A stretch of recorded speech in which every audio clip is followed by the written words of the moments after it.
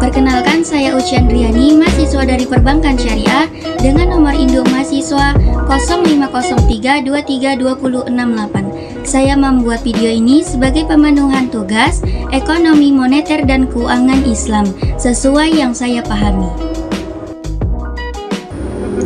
Sistem ekonomi Islam. Masalah utama dalam ekonomi konvensional adalah kelangkaan, sedangkan dalam ekonomi Islam adalah bagaimana mengalokasi atau mendistribusi sumber daya agar dapat dimanfaatkan secara baik dan adil.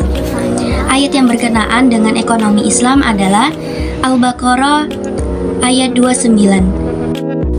Kelembagaan dalam sistem ekonomi Islam. Yang pertama, hak kepemilikan individu.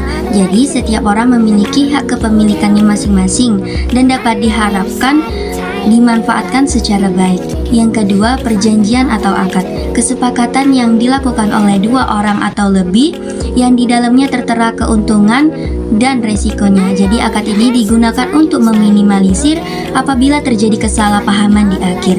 Yang ketiga, kepercayaan.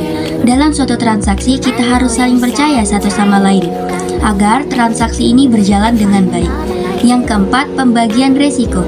Pembagian ini berdasarkan pada kewajiban peran dan kontribusi waktu serta tenaga masing-masing pihak dalam menjalankan sebuah usaha.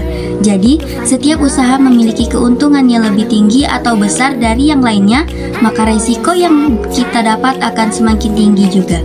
Perilaku pasar. Dalam perilaku pasar ini, kita diwajibkan untuk beramal soleh, yaitu berlomba-lomba dalam kebaikan seperti yang dijelaskan dalam surah Al-Baqarah ayat 148. Jadi, jika setiap individu berperilaku sesuai ayat ini, maka kita akan terhindar dari penipuan yang misalnya mengurangi penimbangan. Keadilan ekonomi. Yang pertama, kesamarataan kebebasan kesempatan dan aksesibilitas masyarakat. Maksudnya, sebagai individu, kita berhak memanfaatkan kemampuan kita untuk mengelola sumber daya yang ada, dan setiap individu berhak mendapatkan hasil sesuai dengan usaha dan kemampuan tanpa adanya eksploitasi ekonomi. Yang kedua, keadilan dan kejujuran dalam transaksi pertukaran. Maksudnya, di dalam Islam, kita sudah menetapkan transaksi pertukaran dengan moral dan etika, sehingga terdapatlah keadilan dan kejujuran sesuai dengan syariah.